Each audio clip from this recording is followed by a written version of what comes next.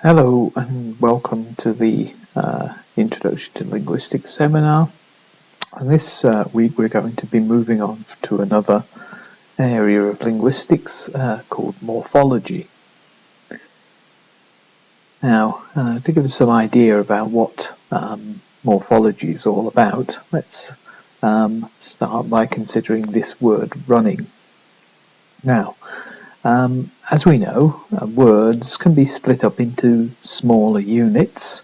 One of the units that we've looked at is the actual sounds that go to make up the word. So the word running is made up of the sound r, n, ing, and these are called phonemes, the units that we break the word up into in terms of its sound, are the phonemes. But there are bigger units of sound, as we know, and we could break up the word running into running, and this is what we call a syllable, syllables in this case. However, it's also fairly obvious that the word running can be split up in another way.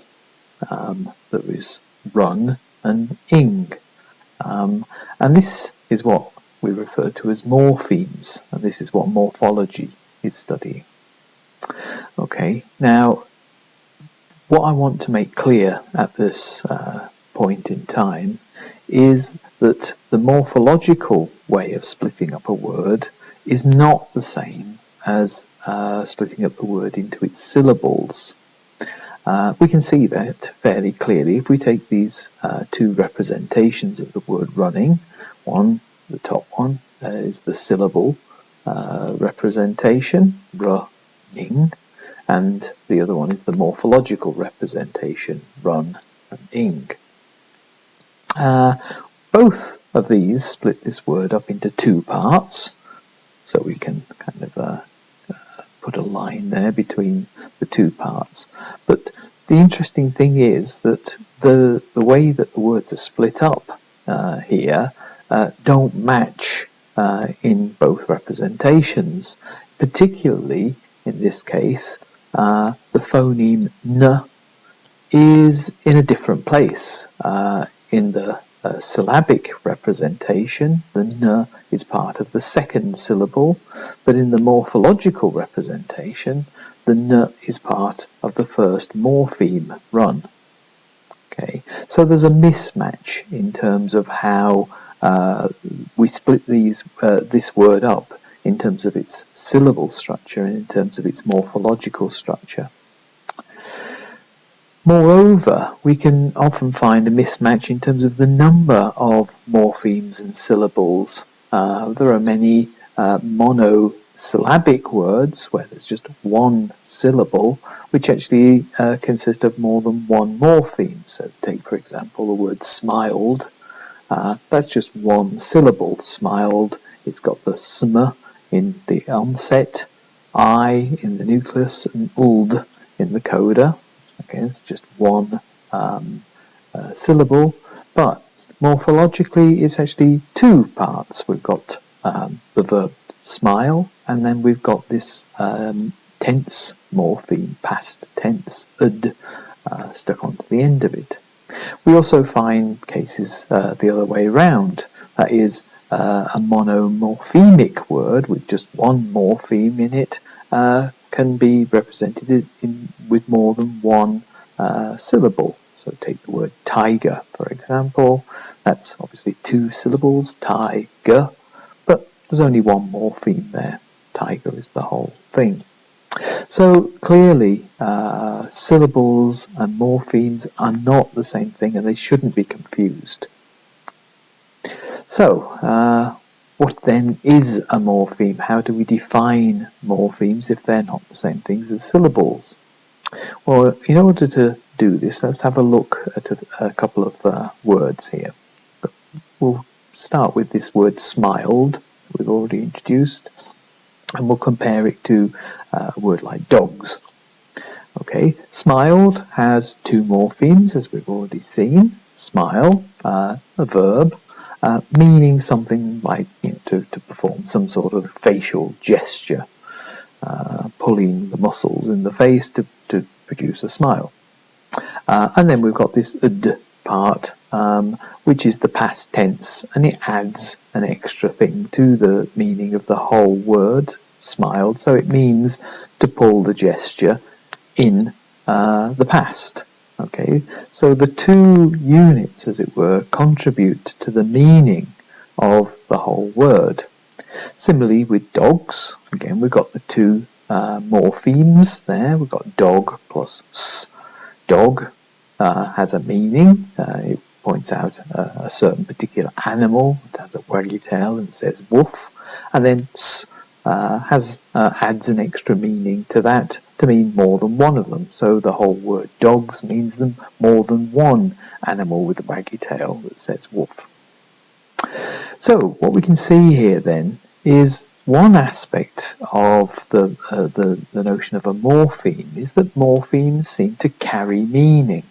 Okay, and that is something that we haven't yet come across, because up until now we've been looking at the sound system of a language, and sounds themselves, individual phonemes or syllables, are not meaningful units at all. They don't carry any meaning.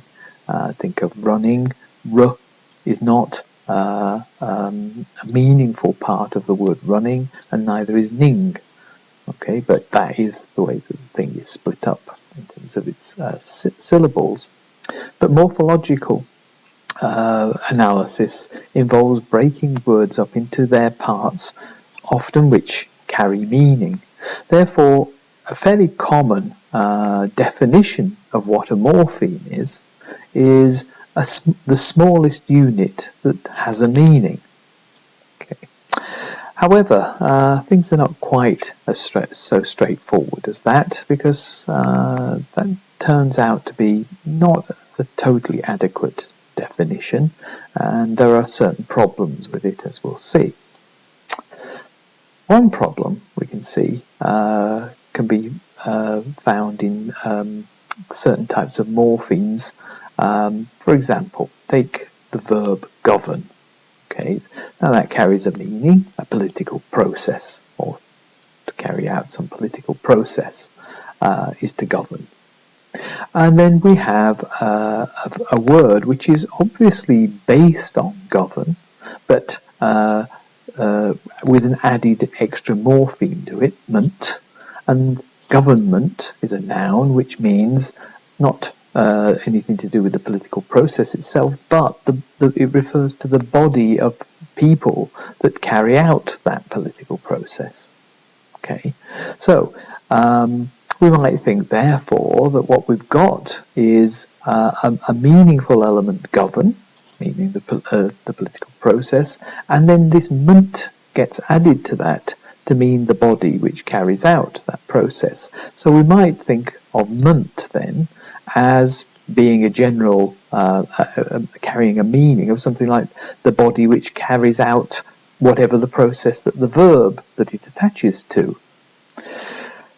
But that turns out not to be very accurate, because if we compare this to another noun, say shipment, for example, which is clearly based on the verb to ship.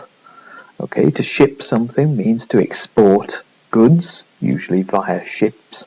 And a shipment then is the thing which is shipped, not the body which carries out the shipping. So in this case, if ment carries any kind of meaning at all, it means the thing which is verbed, whatever the verb is. But again, that's still not totally accurate, because now consider confinement. Okay, based on the verb confine. To confine something means to restrict it to a location. Confinement refers to the process of being confined. So in this case, we might think of a ment as meaning something like the process of being V'd.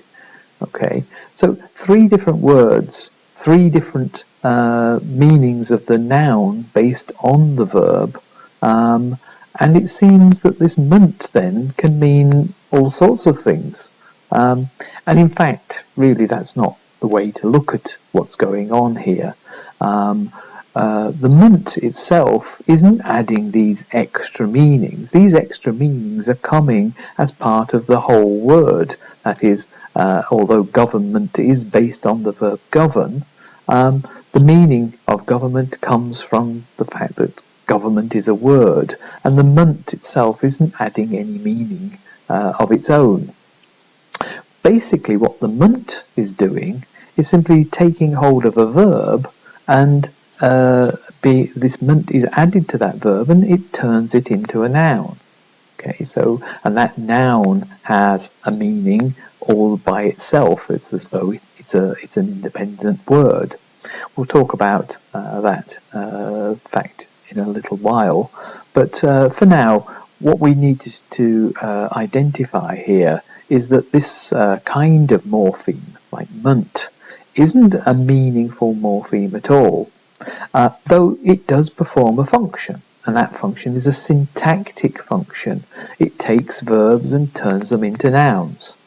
Okay, and that's a different thing. It's not a meaningful function, but a syntactic function. Another set of problems come by observing the way certain types of words achieve their meaning. Take, for example, a word like armchair. Okay, now it's fairly clear that this has an obvious meaning, that meaning comes from the meaning of its parts, the morphemes that make it up. That is, we've got armchair, which breaks up into arm and chair, and the meaning of the whole thing, an armchair, is that kind of chair that has arms.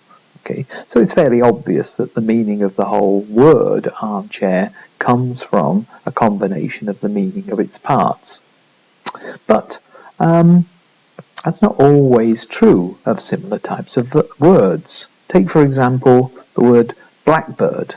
Now, here you might think, well, a blackbird is, it's a bird, just like an armchair is a kind of chair, and it's a blackbird because, well, it's black. Well, that would seem to be true because this here is an instance of a blackbird, and it's a bird, and yes, it's black. However, one doesn't need to look very much further than that to find that, well, there are other birds which also are black. Here is another bird which is black, but it's not a blackbird. This bird is a raven. Furthermore, here's another black bird, but it isn't a blackbird. This one's a swan. So you can get other kinds of black birds which are not blackbirds. Okay, so you can't really see that the meaning of the blackbird comes from the meaning of black plus the meaning of bird, because otherwise you might expect it to apply to all birds which are black. And clearly it doesn't. It only applies to a subset of them. Furthermore, consider this bird. This bird's brown. However, it's a blackbird, even though it's brown. And the reason why it's brown is because it's female. Blackbirds, all blackbirds, the females are brown. So it's not even true that every blackbird is black. So clearly then, the word black in the word blackbird isn't contributing the meaning that we think it might be. Okay. Essentially what a blackbird is, well, simply a kind of bird. And the word black really is just a designator for a kind of bird. We could have used any word really there to designate this kind of bird. We just happened to choose black. It's fairly obvious as to why the word black was chosen there. However, other words which behave like that, sometimes it isn't quite so obvious as to how the parts were actually chosen. Consider examples like this: strawberry. Okay. Now, strawberry is a kind of berry. Well, actually, it isn't a kind of berry, not from a biological point of view, but from a layman's point of view. One might view a strawberry as a kind of berry. But what that's got to do with straw is, well, anybody's guess. It's not really clear why a strawberry is called a strawberry. The word straw there doesn't add anything to the meaning of strawberry other than to distinguish a strawberry from any other kind of berry, a blackberry or a blueberry or a huckleberry or whatever. Similarly, a Dutch oven is a kind of oven, but it's not necessarily anything to do with Holland. A chopstick is a stick, but again, what's it got to do with chopping? And quicklime is, well, the substance lime, that is mace in Hungarian, but quicklime, it's not really quick, it's a piece of rock, essentially. So it's very hard to see how words like this get their meanings from the words or the morphemes that make them up. Essentially what we have here is that part of the word gives a meaningful aspect to it, like berry, oven, stick and lime, and the other part of the word adds a kind of designating thing to say that this is a kind of. And the word itself doesn't contribute its normal meaning, like straw or Dutch or chop. Even worse, there are a set of words where no aspect of that word gives the meaning of the whole thing. Take, for example, crackpot. A crackpot is an eccentric person. It's not a pot, and it's got nothing to do with cracked. A cutthroat is a murderer. It's not a kind of throat. And a bobcat is a kind of tractor or a digger, a mechanical digger. And a scarecrow certainly isn't a crow. Again, sometimes you can see why these things are called what they are, and sometimes not at all. Why is a crackpot a crackpot? It's hard to tell what pot's got to do with anything and what cracker's got to do with anything in that meaning. So we can see then that the meaning of a word isn't always derived from the meaning of its morphemes. And therefore, to define a morpheme as being the smallest unit of meaning is clearly a problem. Okay, putting that problem to one side now, let's have a look at morphemes themselves. And we'll look at the ways in which we can find different types of morpheme. Start by considering this word here, to mow. It's a verb, meaning to cut grass. And there are various versions of that which we can form by adding morphemes to this morpheme here. So we can have mows, mowed, mowing and mown. Okay, and obviously we form these words by adding different morphemes to the original one. So we can add s, d, ing and n to mow to get mows, mowed, mowing and mown. Okay, now looking at these morphemes then, we can see that there's a big difference between the two types. We've got mow on the one hand, and that is clearly a word all by itself. It doesn't need to have any morpheme stuck to it for it to be a word. But the other morphemes, s, d, ing and n, are not words all by themselves. They can't just stand alone like mow can. They have to be part of a bigger word to form words like mows, mowed, mowing and mown. Clearly then there's a very different status to these morphemes. The kinds of morphemes that can stand all by themselves as words, we refer to those as free morphemes. So mow is a free morpheme. The kinds of morphemes that can't, the kinds of morphemes that have to attach to something else, we refer to those as bound morphemes. So these s, d, ing and n are all bound morphemes.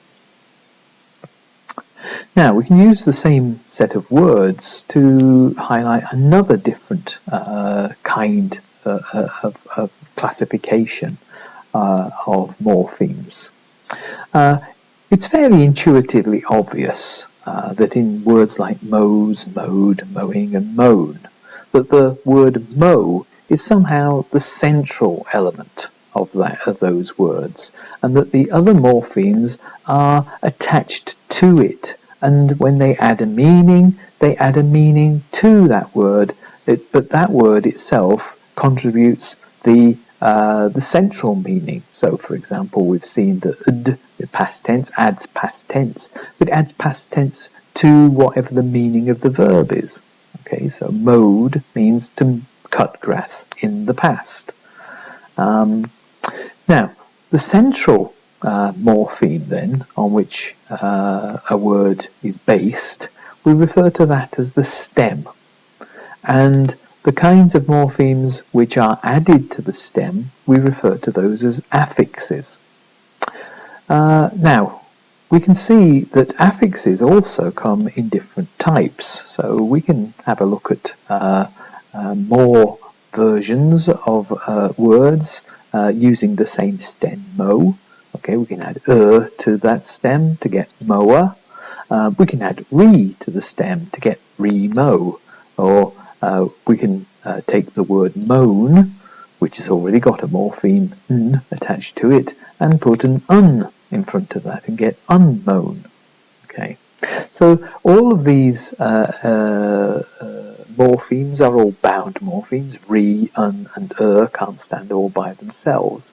But just looking at them, we can see another difference in the kinds of affixes we find. There are those kinds of affixes which stick themselves to the end of a word, and there are those kinds of affixes which stick themselves to the beginning of the stem. Okay, now we refer to these as suffixes, the ones that come after the stem, and prefixes, the ones that come before the stem. Now, it's important to make a distinction between bound morphemes and affixes, and stems and free morphemes, because it turns out that not all affixes are bound morphemes. Let's have a look at this armchair again. Now, we've seen that this splits up into two parts, arm and chair, and it's fairly clear that because an armchair is a kind of chair rather than a kind of arm, for example, that the word chair seems to be the central aspect, the central morpheme to this whole word, and therefore the chair part is the stem. Arm, then, is an affix that comes along and adds an extra meaning to chair, the kind of chair that has an arm. So arm is an affix. But as you can see in this word, the affix arm is a free morpheme. Arm can stand all by itself as a word in its own right. It doesn't have to attach to another word in order to exist. Okay, so clearly then, not all affixes are bound morphemes. We do get free morphemes, which are affixes. Exactly the same is true for the correspondence between stems and free morphemes, inasmuch as not all stems are free. To see this, we'll have to look at something in a bit more detail. Take the word retry here, and again we can see that that splits up into two parts, re and try, and it's fairly obvious given the meaning of retry. It means to try again. Then it's fairly clear that the word try is the stem. That's the main aspect of the meaning of the whole word, and re is something which is added to the stem, so re is the affix here. Okay, now try is the stem, and of course that is a free morpheme. But based on this, consider the word reject. Okay, now again, that seems to be broken up into re and ject. Okay, and if re is an affix, then that must mean that ject is the stem here. But ject clearly isn't a free morpheme. You don't ever find the word ject. You can find it in other words as a part of those words. So reject and conject, as in conjection, and eject, you get this ject part to them. But it can only ever appear inside a word. Therefore, clearly, ject is a bound morpheme, and yet, clearly, equally clearly, it must also be the stem of this word reject. So, it's not true that all stems are free morphemes. Sometimes we get bound stems. The conclusion we have to reach from these observations is therefore that the distinction between a free morpheme and a bound morpheme, and the distinction between stem and affix, it's not the same difference. Okay, they are different concepts. What's a free morpheme is simply something that can stand by itself. It can be a stem or it can be an affix. What's a bound morpheme is something that has to attach to something else. And again, that can be an affix or it can be a stem. So the notion stem and is not the same thing as free morpheme, and the notion affix is not the same thing as bound morpheme. They're two different ways of classifying morphemes. Finally, we're going to go on to have a look at another kind of distinction in morphemes. This will be the last one we look at in today's presentation. And this one's a little bit more involved than the ones we've seen so far. Consider the words govern and government that we've already looked at, with this ment added to the verb to form the noun. And the verb has a meaning, a political process, and the noun government also has a meaning, the body or institution that carries out that process. Now, while those words and those meanings are related to each other, it's fairly clear that they're different. First of all, govern is a verb and government is a noun, so it's clearly a different word. And furthermore, the meaning, as I say, they are related meanings, but they are different meanings. They don't refer to the same thing at all. One refers to a political process and the other refers to the body of people that carry out, or the institution that carries out that. Clearly they have very different references. We can see, therefore, that these are two separate words, two completely distinct words with their own properties and their own meanings. Compare that to the two words below, mo and mode. Okay, now mo is a verb and mode is a verb. Mow means to cut grass, and mowed means to cut grass in the past. It's fairly clear here that these two words are more closely related to each other, both in terms of their properties of being verbs, but also in their properties of having meaning. One is just an extension of the first one, where we've added something to it. We've added the past tense "ed" to it, and we've added the past tense meaning to it. But the basic word still means the same thing. It's about mowing, about cutting grass. Okay, so there's clearly a very big difference between these two types of morpheme. The ment actually gives us a new word. We take an old word, govern, and we stick ment onto it, and we get a different word. That is called a derivational morpheme. A derivational morpheme is something which forms new words from an original stem. The other kind of morpheme, like ud, like the past tense, where we don't form any new word, what we do is we form a new form of the same word. So mowed is the past tense form of the verb to mow. Okay, it's still the same word, but it's a different form of that word, and this is called an inflectional morpheme. And an inflectional morpheme is one that gives a new form to an original stem rather than a whole new word. Okay, so quickly then, let's summarize what we've said today. Morphemes are the smallest units with a function.